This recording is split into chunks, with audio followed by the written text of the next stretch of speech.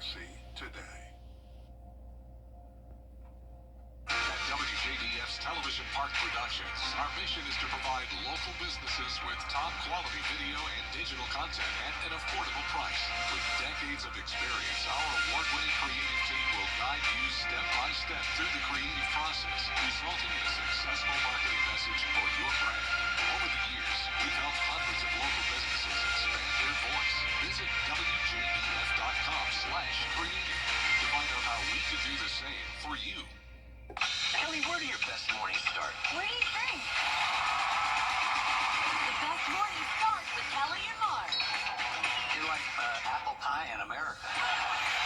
Weekday mornings at 9 on News Channel 6. The News Channel 6 mobile app is now even better. Download it today. We are ending the month of April on a very warm note with little to no rain in the forecast. In fact, it won't be until the second day of May that we finally see a chance of rain and storms again. I'll have all those details coming up. It's going to be a difficult time for the year, but we're going to get through this. We just ask that everyone keep us in their thoughts and prayers. Right now on News Channel 6 at 6, remembering a fallen deputy after a weekend shooting that left one Columbia County deputy dead and another in the hospital. We continue to get reaction from across the community as your news at 6 starts now. Television Park. This is WJBF News Channel 6 at 6.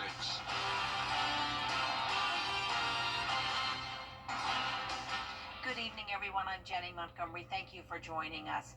Coverage you can count on begins with the latest on a weekend shooting that left one Columbia County deputy dead and another in the hospital. The body of Deputy Brandon Sykes was returned home this afternoon from the GBI Crime Lab in Atlanta after an autopsy this morning. This is video from the White Oak overpass near the Columbia County line, where members of the Columbia County Fire Department lined the roadway. We're still waiting for details on funeral arrangements for Deputy Sykes. The shooting happened Saturday along I-20 near exit 194, the Bella Road exit. Deputies were serving a temporary protective order during a traffic stop. One of those deputies was killed and another critically injured. Blake Montgomery is the man police say opened fire on officers. Deputy Brandon Sykes was shot and killed. Deputy Gavin White was shot in the face and is in critical condition, but the sheriff says he is able to move his arms and legs. Doctors are now checking on brain function. A roadside memorial is now set up near the scene to remember Deputy Sykes. A floral wreath has also been placed in front of the Columbia County Sheriff's Office Detention Center. Both are symbols of the heartbreak being felt by law enforcement officers everywhere. Following this weekend's deadly shooting, law enforcement is stressing the importance of addressing mental health issues. Graham Lee is covering this. Following this weekend's deadly shooting, law enforcement is stressing the importance of addressing mental health issues. Graham Lee is covering this aspect of the story for us. He's live at the Columbia County Sheriff's Office in Appling. Graham? Well, Jenny, no question that Columbia County Sheriff Clay Whittle is wanting more action to be taken when it comes to addressing mental health after several incidents of violent crime in recent weeks. So, according to psychologists I talked to, they say that a large portion of people with mental health disorders never receive treatment, and one of the biggest reasons why they say is because of the lack of resources around the Peach State. Now, law enforcement in our area, as I mentioned, have had discussions about the need to address this issue, but psychologists say it goes far beyond when this tragedy occurs. Whenever there's a high-profile event like this, a tragedy, there's a lot of attention that gets put on to mental health and how things could have been prevented. But there's also so many everyday events when people are a threat to their own safety or safety to other people in their home and in their family. And those can be related to mental health. And building up the infrastructure is a really effective.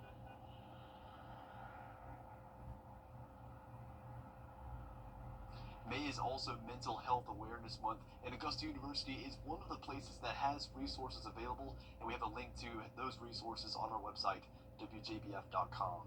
Live in Appling, Graham Lee, WJBF, News Channel 6. All right, Graham, thank you for that live report. Deputy Sykes was also part of the group of deputies dedicated to protecting Augusta Preparatory Day School. Today, the flag on the campus of Prep is flying at half-staff in memory of Deputy Sykes. The Prep community is mourning the loss of the law enforcement officer and looking for ways to help his family. Right now, we're really just mourning that moment of shock to what's happened and wanting to come together so that we can help heal. We want to support the family, the sheriff's department, and really as a community heal ourselves. On Wednesday, students from both Augusta Prep and Augusta Christian will wear blue in memory of Deputy Sykes. The Columbia County Sheriff's Office and Shepherd Blood Community Center need your help to provide blood to Deputy Gavin White. Blood already on their shelves was used as part of White's recovery. The public is being asked to donate tomorrow and Wednesday in his honor and help increase the on-hand supply. Deputy White's family will receive $20 for each donation. Deputy White has donated blood with Shepherd on several occasions. I'm sure he never expected when he was a young man donating that he would be on the other side of a blood donation. And now that's happened, but none of us know when that could happen to one of us or a loved one. And so that's why, it's really important to, while we're healthy and able to be able to make that blood donation to help those in the community. Shepherd will operate on extended hours Tuesday and Wednesday from 8 a.m. to 6 p.m. All blood donations on these 2 days will go toward the replenishment effort. There's been a massive outpouring of grief and support from local, state, and federal lawmakers after Saturday's deadly shooting. Atlanta Bureau Chief Archit Seshadri talks exclusively to Governor Kemp about the tragic situation. Georgia Governor Brian Kemp says he's praying for the loved ones and colleagues impacted by Saturday's shooting.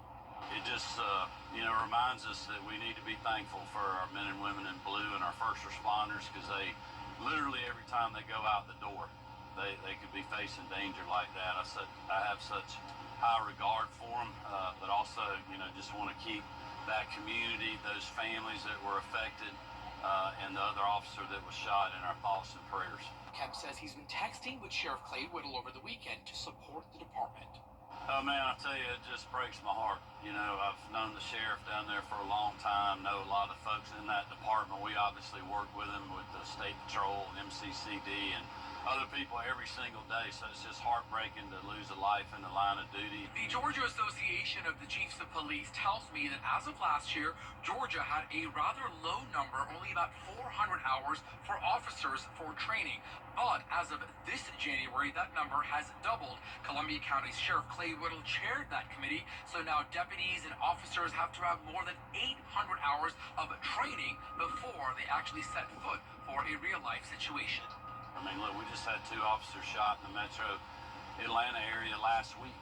We had a Fulton County Sheriff's deputy that was shot. So just, very, very tough situation out there for our men and women in law enforcement, and really all our first responders. I mean, even our fire, EMTs, they're all putting their lives on the line every day. We just need to tell them thank you, and keep them in our prayers.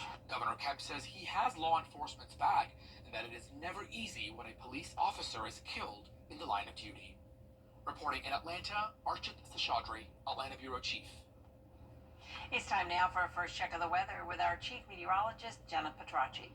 Well, it's another beautiful sunny day for us, but down in the southern half of the CSRA, we do have some more cloud cover, and that's what you're seeing now here in Swainsboro. Breezy as well, but completely dry. And as for Almanac at Augusta Busch Field, we had a low of 53 and a high of 83. That's putting our low and high temperature right around average for this time of the year. And of course, no rain today and no rain in sight over the next few days to come. Upper 70s through low 80s at this time, 81 in Barnwell, 79 in Allendale, Millen, you're at 80, 83 in Louisville, Aiken at 79, 78 in Saluda, and 81 in Sparta. Our relative humidity was nice and low today. We do have high pressure in control, keeping us dry and sunny, and winds are coming out of the east. Right now, just 6 miles per hour in Swainsboro, 10 in Sylvania, 9 in Aiken. Overall, pretty light winds for us with, once again, most of that cloud cover on the southern half of our viewing area, and showers and storms right along the border of Georgia and Florida. The peninsula of Florida lighting up with those Thunderstorms at this time and then more rain off the coast, but there's the high pressure, and that will continue to bring in some dry and also slightly cooler air tonight. We'll still be mild in the mid-60s by 10 p.m., but notice our low is down to 56. So tomorrow morning will be the chilliest day we've had over the past week, but our highs are climbing into the upper 80s Wednesday and Thursday as we get ready for our next cold front to bring us the rain chance Friday. I'll have a look at that coming up in the full forecast, but back to you, Jenny. All right, thanks, Jenna. Coming up, Operation City Cleanup. How Augusta City leaders plan to help finish cleaning up storm debris. When your news at 6 returns. RomaO'ReillySmith.com. If one of these bad boys crashes into you, their insurance company is going to try to settle with you quickly, but for a lot less. I'm attorney Ken Nugent, and this is my outstanding team. Hi. We're known for moving pretty quickly ourselves. Getting your money fast is crucial for your recovery, so we go for the maximum settlement possible. Faster. How fast, you ask? One call, that's all. Call10.com. It's payback time. Hey, welcome back, everybody. All right, Kara, what's it like being the fastest woman in the world? Me? I'm not. But you work at iClass World. You make people's classes the same day. You're so fast. Are you messing with me? Do you get a lot of speeding tickets? Get 2 pairs of glasses for $99. Or get 2 pairs of progressives for $199 the same day at Eyeglass World, the world's best way to buy glasses. The Xfinity Series drivers gear up for another high-speed showdown. Catch all the action at Texas. Get your tickets now at NASCAR.com/tickets. Don't miss your chance to experience the Xfinity Series live and in person. Get clear, accurate stories that don't waste your time at WJBF.com. If you have to ask why it's important to start your day early, here's your answer. Grab the 2 for $5 mix and match breakfast deal at McDonald's. Choose 2 of your faves and take home a delicious pair just for you. Ba-da-ba-ba-ba. Welcome back, everyone. It's a new plan to clean up Augusta. The city is looking for help from those who have been to court. George Escala has the story. Litter is unsightly, and the mayor says leaving it on the ground could be costly. It's important to economic development. You know, when people are riding around looking at should they invest their dollars either from a business standpoint or from an industrial standpoint, it's important that we show that we care enough about this community to keep it clean. Augusta does have city forces picking up litter, but it still collects on the streets.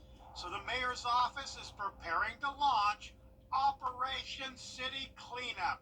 The idea is to work with the courts and law enforcement to put to work those sentenced to community service and concentrate on picking up litter. A more focused effort on cleaning up the city with attention to our right-of-ways. You're going to see a focused effort on enforcement through our Marshal's Department. This has been the Marshal's Office mission the whole time, so it's great that, you know, the mayor sees this, we needed to, and to have his support and have the city's support to do that, just to make Augusta cleaner and better. The mayor says the targets will be highly visible areas like tourist spots, parks, and community centers. High traffic areas throughout the city. It's going to be not only focused on downtown, it's going to be out in South Richmond County, it's going to be all over the county, areas that really need help. Operation City Cleanup goes before Commissioners Tuesday, with the mayor saying this anti-litter effort will come at no extra cost to taxpayers.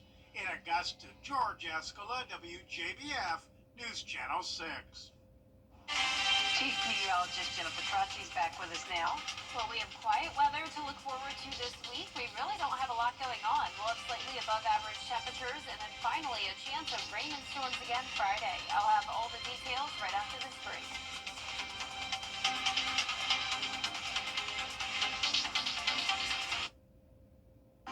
The journey to better health. You can't always choose the weather, but you can choose your weather app. Go with the most accurate and most trusted, the Live 5 to 6 mobile app. Download it today. Now, your most most accurate forecast with WJBF Live 5 for 6. Welcome back. Look at all the sunshine here on our Terry Lambert Hyundai Skyview Cam. This is a view over the river, sitting at 81 degrees, a southeast wind of just 7 miles per hour.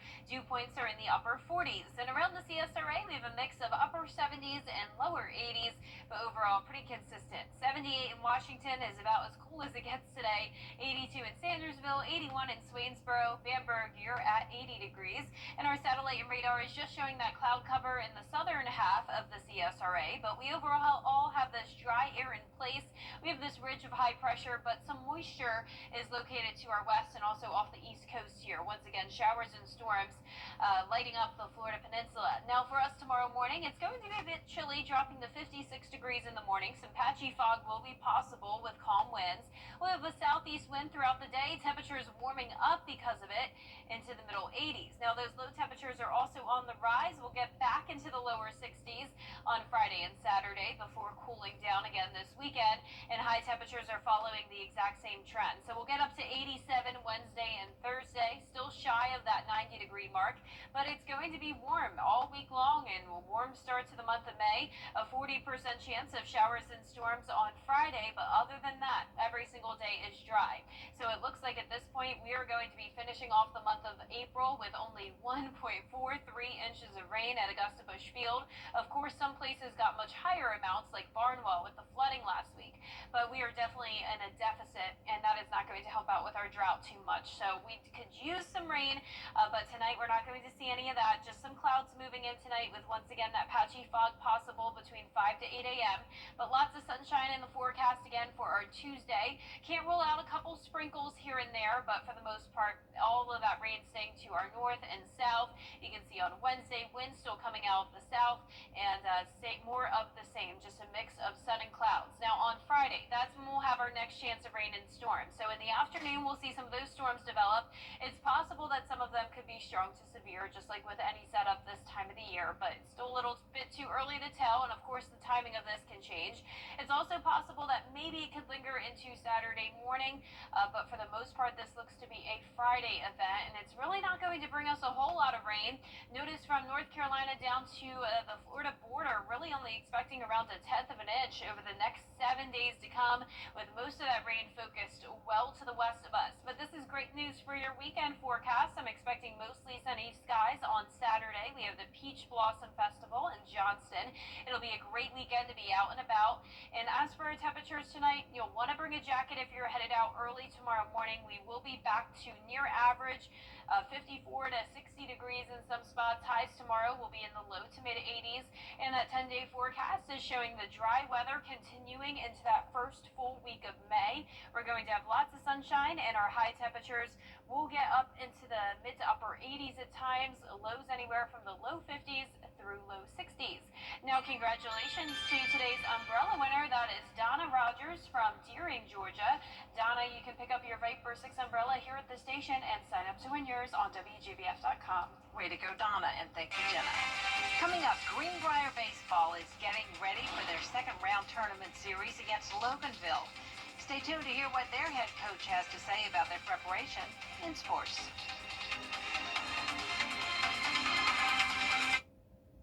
You get a deal you'll feel good about.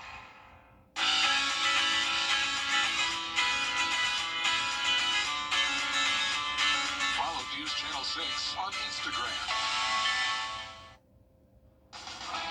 Now, WJBF sports coverage you can count on. Well, spring sports are in full swing here in the CSRA, with many schools competing in the first and second rounds of the GHSA state tournament.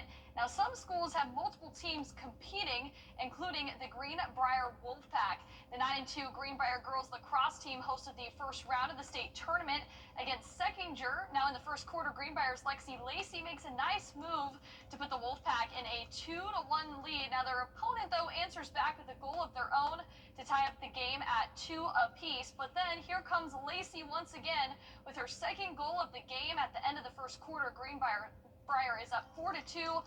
We are still working to get that final score to you. Now, the 15-win Greenbrier baseball team held their final practice before they traveled to Loganville on Tuesday. The Wolfpack are coming off a clean sweep against Kennesaw Mountain. The first game, a 2-1 victory, followed by a 3-1 win last Wednesday. Now they're working on some situational drills such as bunting, base running, fielding, all of the above. But despite a slower start to the season, the coaching staff believes this team has what it takes to make a deep run into the postseason. They just love to play baseball. They're good kids. They work hard. They're resilient, and they're ready for a challenge. And anytime you got a group like that, you're excited to get on the field, and it doesn't matter who it's against. And I think we got a group that can go out and do a lot of damage. We've had a few pretty big road games where we've gone on the road, gone out of town. So we feel experienced in that and traveling, and we've been up to Loganville before, so it's nothing new for us. First game starts at 4 o'clock, but followed by their second one at 6 p.m. Now, the NFL draft has come to a close, but Grovetown native Simeon Barrow signed an undrafted free agent deal with the Atlanta Falcons. The former Grovetown star played at Michigan State before transferring to Miami. Now, as an MSU Spartan, the defensive lineman totaled 110 tackles, 19 of those for loss, 2 forced fumbles, and 10.5 sacks. In his final season at Miami, he had 30 tackles, 5.5 sacks, and a forced fumble, earning him all ACC honors. The 3-star prospect out of Grovetown, he has the opportunity to not only stay in the Peach State close to home, but also compete for a roster spot with the Atlanta Falcons. And finally, Dawn Staley has edged her name in history books here at South Carolina, their women's basketball program, with 3 national titles. Now, the city of Columbia is returning that favor, unveiling her very own statue. The tribute celebrates her unwavering commitment to leadership, community empowerment, and uplifting those future generations. The statue will be unveiled Wednesday at 4 o'clock, located right next to the University of South Carolina Pastites Alumni Center, and I'm looking forward to that one there. That should be exciting. She is an icon. Yes, she is. We'll be right back. Here at John Foyne. It's MASH TV. 2 full hours of MASH laughs. What about rank? Can I help it if I'm not as rank as you? Weeknights starting at 6 on MeTV. You can see on our 10-day forecast, though very warm temperatures are sticking around. Highs in the mid to upper 80s most days, the lows in the low 50s through low 60s, and our next chance of rain on Friday.